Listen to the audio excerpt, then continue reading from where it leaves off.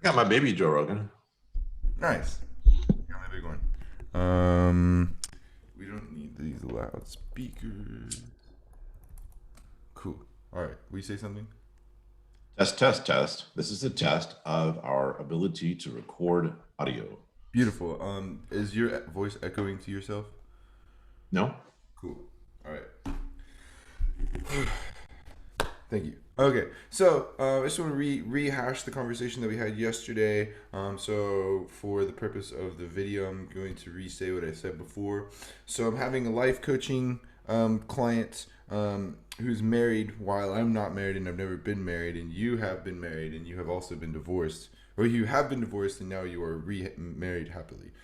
Um, um, and I felt like it would be the best thing for me to gain the advice of somebody who is married and who has been married and all of these things before I say anything to a married man about the other things that I have to say. Um, so the context is that at the beginning of this program you have to commit to a 60-day thing that's going to be really intensive, that's going to be every single day for those next 60 days, and part of that is making the bed in the morning, posting your self contract with yourself at eye level in multiple places throughout your house, and a couple other things that would affect a partner's life. And so within that, um, my first client is in a situation in which he's trying to better himself. He's lost weight in the recent past. He's journeying on these different things like coming to Phoenix Tribe, doing meditation, going on the next retreat, and all of these beautiful things. While he says to me that his wife is all about sugar, and is not supportive of any of these self work actions. And yesterday, when he started for the first time, he posted up all of the different things around his house, and his wife texted me and said, I want to read this exactly. Um,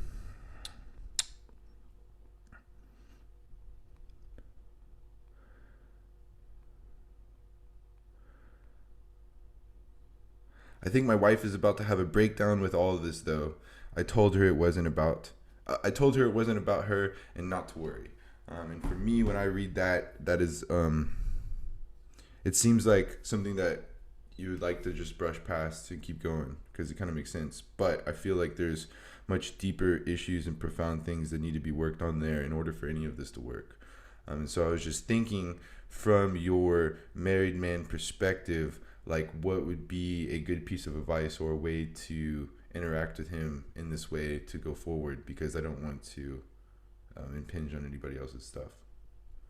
Yeah, it's a good question. It's a difficult one. So I have a story in mind that would be the basis of my suggestion.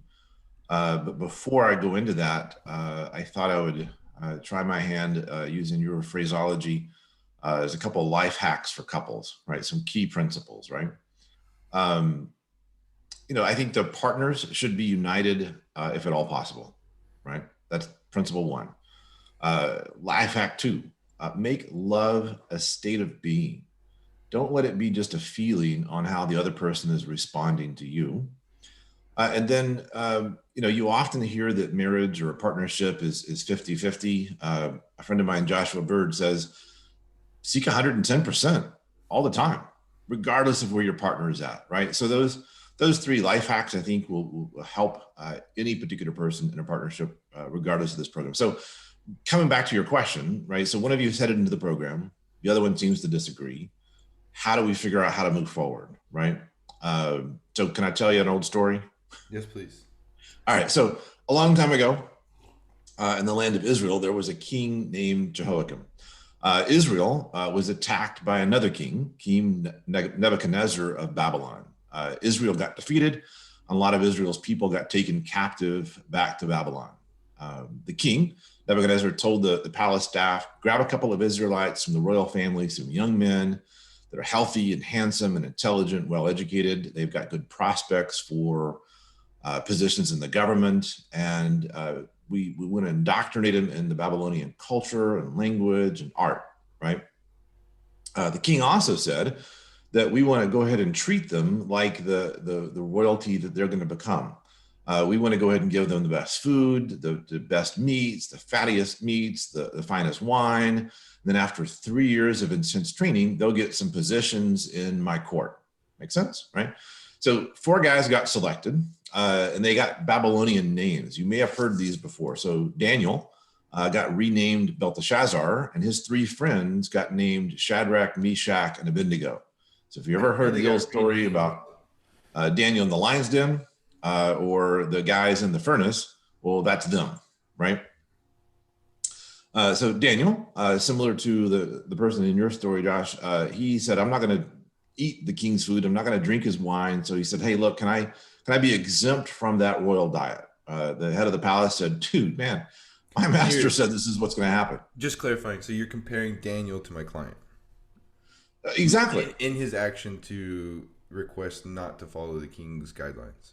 That's right. Yeah. I mean, he had a scenario and he was told to do this, and so he didn't want to do that. And he had to come up with a plan for how to do this. And so here's his plan, right? And then I'll come back and apply it more directly to your client. But Daniel said, look, try us out. Let me have 10 days and on a diet that I pick. I'm going to do vegetables and water.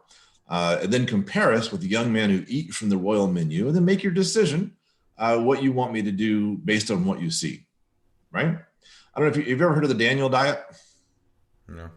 Okay, it's a vegan-based diet. It's a kind of a biohack for cleansing your system of the things of this world, right? Also, kind of similar to your program, right? So the steward said, "I'll tell you what. All right, we'll do it your way. Here's your vegetables and here's your water." At the end of the 10 days, they look better and more robust than all the other people that were eating from the royal menu.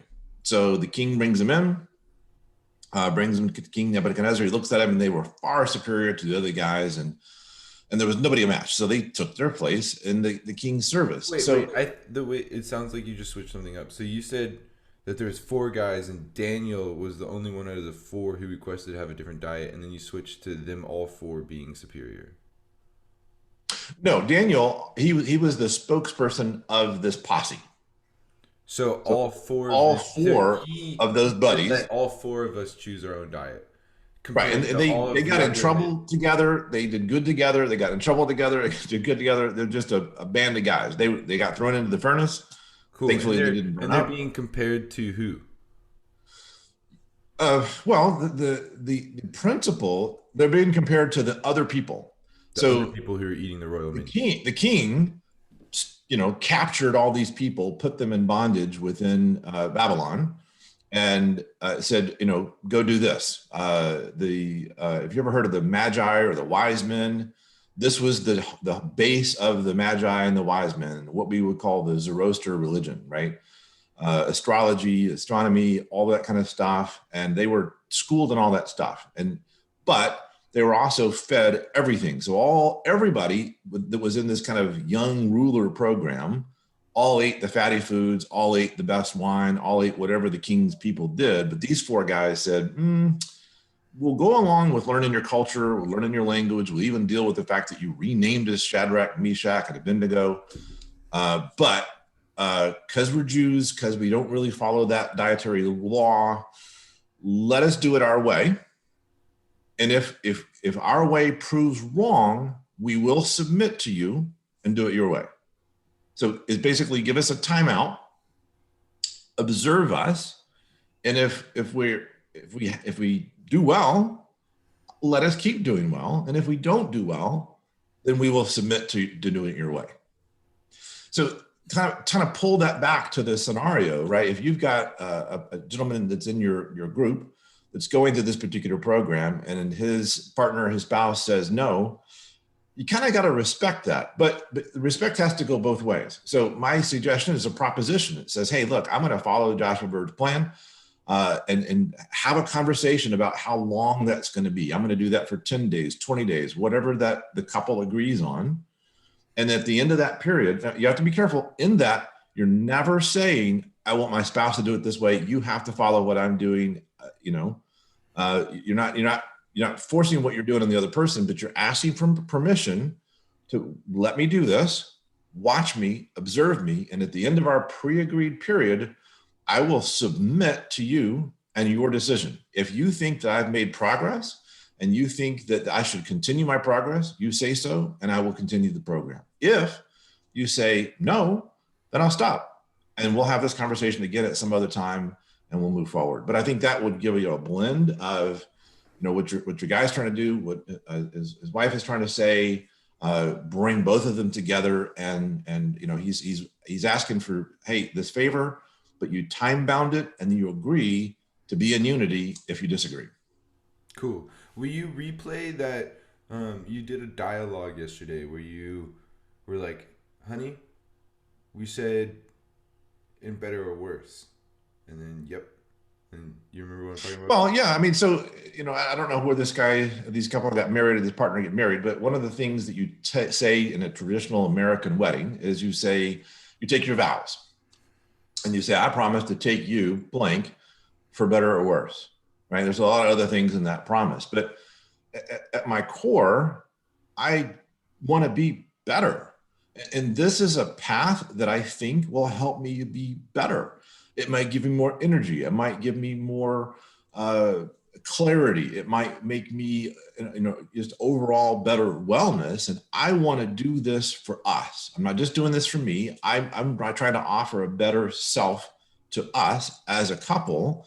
I understand that you have a problem with that, but can we agree to let me try it for a while? And then we either decide together to move forward with it, or we decide together not to. Right, because the first and foremost is together. Right. Cool. All right, man. Well, beautiful. I think it's better than I could have ever thought of anything.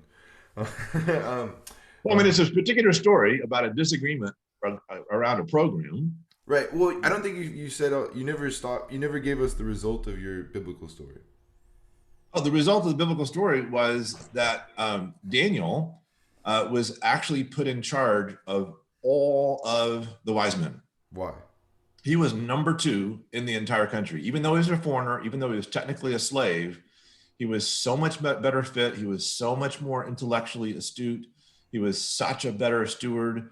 And he had the great respect of saying, hey, look, I want to do it my way, but if we disagree, I'll do it your way. And that principle of driving towards unity made him the second most powerful person in all of Babylon. Matter of fact, under his tutelage, looking at the stars and figuring things out, 500 years later, his students were the wise men. Wow, that's cool. Huh. One note though, I don't advocate a plant-based diet. Well, no. I know. I just wanted to throw that in there for any of my clients who see this. It's not to say I'm not advocating the Daniel plan. I'm advocating the Daniel approach. Mm.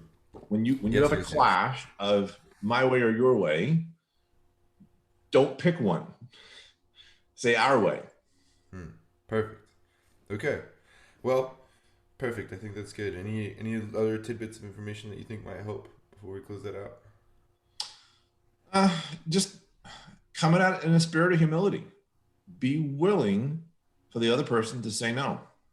Unity is more important. So, but what happens? Okay, question. So, what happens if client goes to wife? He has that agreement of let me do it for this amount of time because I want to be better. And at the end, if you still say no, then the answer is no. But what if he gets to the end of X amount of time and he feels better than he's ever felt in his entire life? He loves it and he wants to dive in even deeper. And then she says no.